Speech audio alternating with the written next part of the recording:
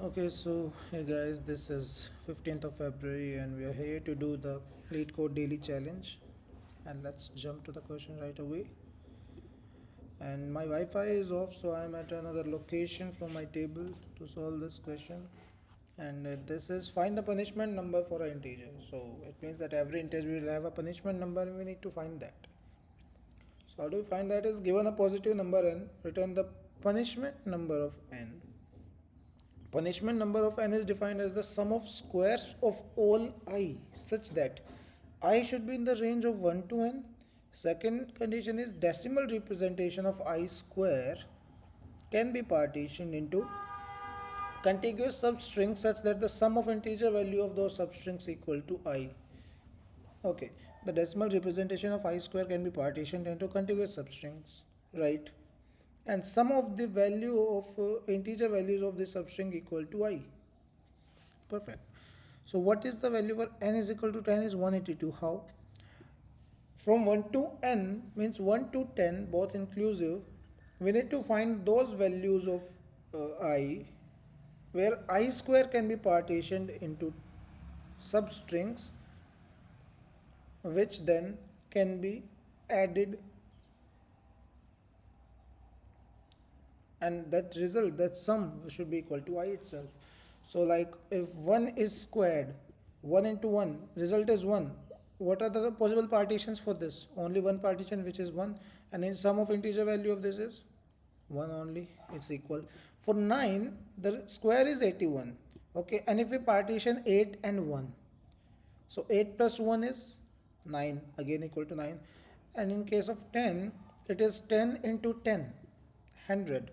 And if we partition 10 plus 0, it will be equal to 10. So that's why 100 plus 81 plus 1, 182 is the answer for this. So okay, see, the main thing here we need to see is that obviously uh, the constraint is up to 1000. Okay, oh, the constraint is up to 1000 only. One way could be, that will have some pre-computation required, but one way could be like up to 1000 we find those kind of number which satisfies this condition. Up to 1000 we find all the numbers which satisfy this condition, and then we run a loop, and up to where the number is less than this n, we will add those numbers simply. Okay, we will add those numbers, the squares of those numbers, and we'll add it to our answer and return the answer. But that will require us to find the numbers between 1 to 1000 which satisfies this condition. And let's try to find another way to do this. Okay, and one way is to go to each number between 1 to n, and for that number exploring all the possible partitions, right? That could be one way. And what will be the time complexity in that is, obviously n is the time when we are exploring from 1 to n. Fine, exploring all the possible partitions. So what is the maximum number possible which we have to check a partition for? That is 1000 square, 1000 raised to power 2. That means 10 raised to power 6, correct? So for a 7-digit number, this is a 7-digit number. At max we can have a 7-digit number. For a 7-digit number, exploring all the partitions will require us 2 raised to power 7 times, right? So the time complexity will be 2n into 2 raised to power 7, which basically comes down to O of n only, because that's a static number, right? That's a fixed number, constant number. So that will be O(n). Okay, fine. We can do this because the this constraint is low. That's why we can do this only up to 1000. Okay, so it will be basically what it will be. 3 is 8, 4 is 16, 5 is 32, 128, and so basically we can say n in large cases. That's fine. So yeah, that will be good. And now how do we do this is, see, there are two ways. One way is running the while loop, finding the possible partitions by dividing the strings. That could be like a bit complex, but a easy way that I know, and I know because I have studied it, that is bit masking. I don't exactly have tried to get in depth of it, but I just know some things about bit masking and bit manipulation because I'm not very much good at the bit manipulation questions. I've just remembered some of the things which might help me in some cases to do the question easily. And that seems such a question. Why it seems such a question is here we have a string, let's say of length n. Okay, n square is of I square is of length n. Okay, I square is of length. Okay, now this length, if we want to find the number of ways we can partition this length, right? Let's firstly reach to that point. Okay, before that what we need to do is we can store the result for all the numbers for 0 1 2 sorry, for 1 2 3 4 up to 10 in a vector. Let's name it pre, means that result we have already calculated. Okay, and if we come to a place whose result we have already calculated, we will just return it. Okay, initially there are -1. After that after that we will take a answer variable and we will run a for loop from I is equal to 1 to I is less or equal to an I plus plus. Perfect. And into value which will be considering is I times of I square. Yeah, and now we have to check if this value and I form something like if value can be partitioned such a way that the integer values of this sum of the integer values of this partition can be equal to I. If this happens, we will answer plus equal to this value. Perfect. Yeah.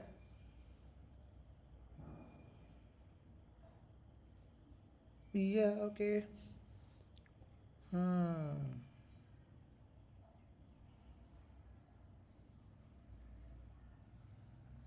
Okay, in that case we don't need to like have this.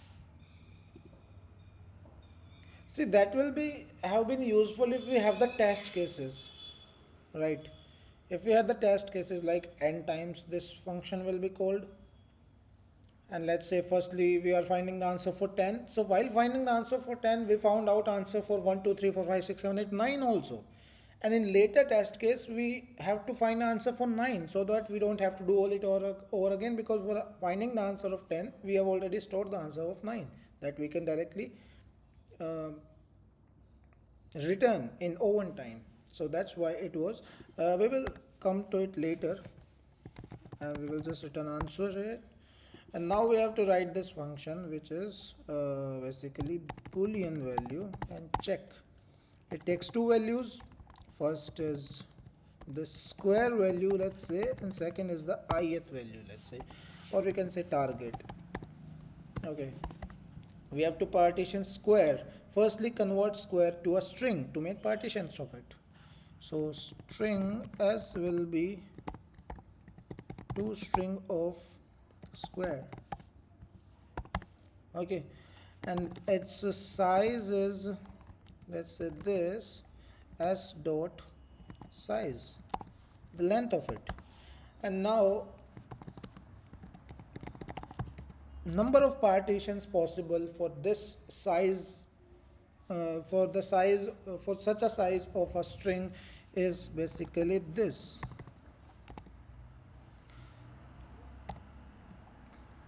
See, if we try to do this, how this is working, basically we can see while partitioning a string, let's say this is somehow some string. I am not sure like this is a square number or not, we don't care about it, we just understanding how the partition thing works. So there will be two partitions. Okay, there will be two partitions. Now each number has a choice that it can be either in one partition or in the second partition. Correct? So if each number has two choices, then which will be the number of partitions here is? See, let's try for a smaller number. Let's say 120. Number of partition, what it will be?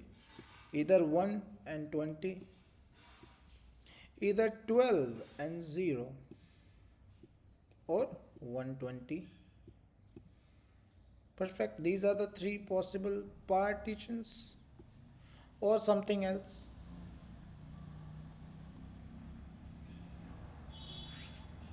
And if we have this 1, what will be the value of this? 1 left shifted 2 times. So this left shifted 2 times. Okay. 1 here, 1 here. So it must be 4. So there should be 4 partitions possible here. Okay, that will be empty string and 120, and 120 and empty string. Fine. If we find any of the partitions which results to this, we are good. Perfect. So this is how it's done.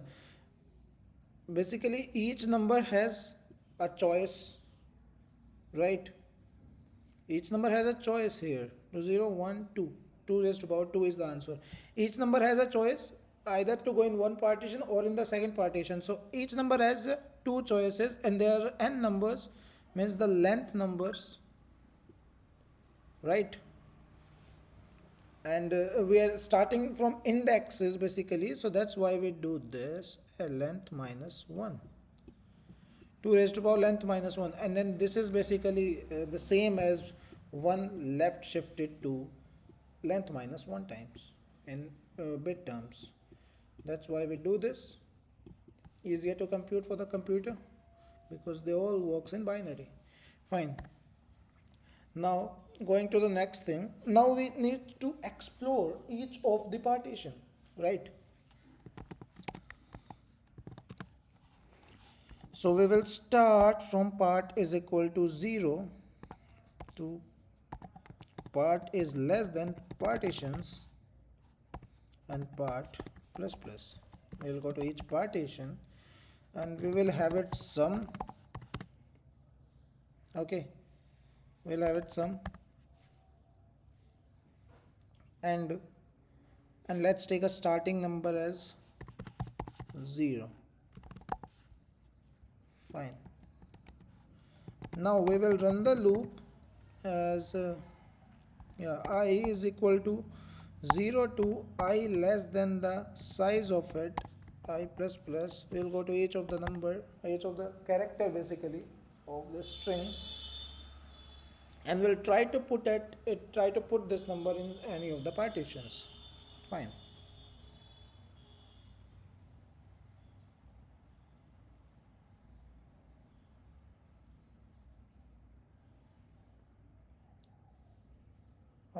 Okay.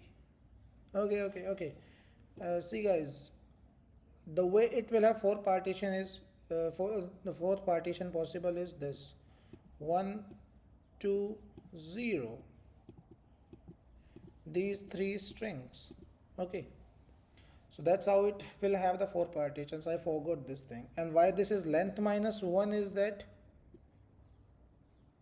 there should be 1, 2, 0, 1, 2, 0. So 1 here side, 1 to this side, and 1, 2, 0, 1, 2, 0, 1, 2, 0, and 3 partitions are these, and last partition will be 1, 2, 0, 0. So why we have this minus 1 is because if they do this, one partition empty this side and 1, 2, 0 this side, they are repetitive. Okay, that's why we are minus 1 doing the -1 thing to prevent this thing, because they basically are the same, that one empty partition and one is 120, right? So that's why we're doing this. And for the number, we will do what is num is equal to num into 10 plus s of I minus 0. Fine, that convert it to an integer, easy way. Okay, so after that, if if the part shifted right hand, okay, is odd, yeah. So if the partition it is the number of partition it is, if it's right shifted I times and it's odd, and if it's odd, या फिर is equal to the final, it is the final character basically. In both of the cases we will do this, we'll add the number to sum and put number to 0 again and do the next thing now. Fine, on this thing, and whenever the part right shifted I times becomes odd, okay. And now coming out, if this, for this partition, if sum is equal to the target, we will return just true. Fine, whenever the partition ends, this means that, right, this is basically the end of the partition. And otherwise we will just return false. Not here, it will be here. Wait,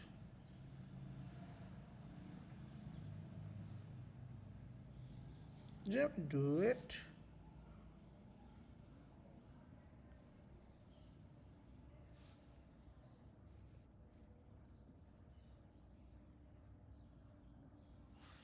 We do this here, return false. Oh, this should be done here. Fine. Okay, let's try running this because it is looking fine to me.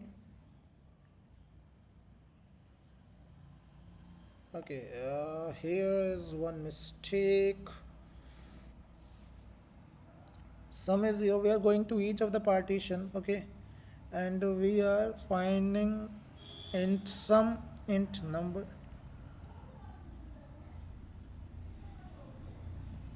10 times of the size plus sj minus 0. Yeah, it's perfect. Now if this partition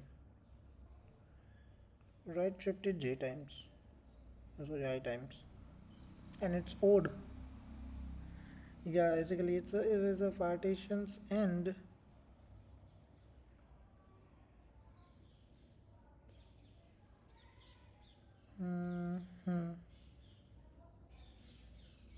Sum is 0. So sum will be equal to plus equal to num, and num is 0. Oh wait. They should be here. They should be here. They should be here. They should be here. Yeah, because sum is for the outer loop, right? The inner loop doesn't. Yeah, this is defined here, so it should be for the outer loop. Yeah, I forgot that. Fine. Yeah, let's try submit this.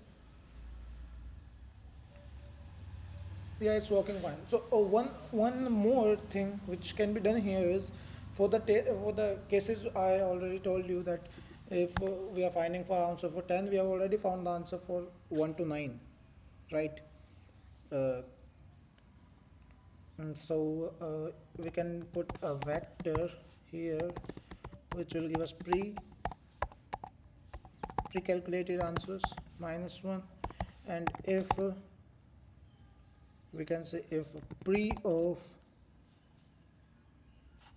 n is not equal to -1, we will just return pre of n. Fine, and while returning we can say pre of n is equal to answer, right? It will work fine. but it will be good in long term, like for multiple test cases it will give us a good timing.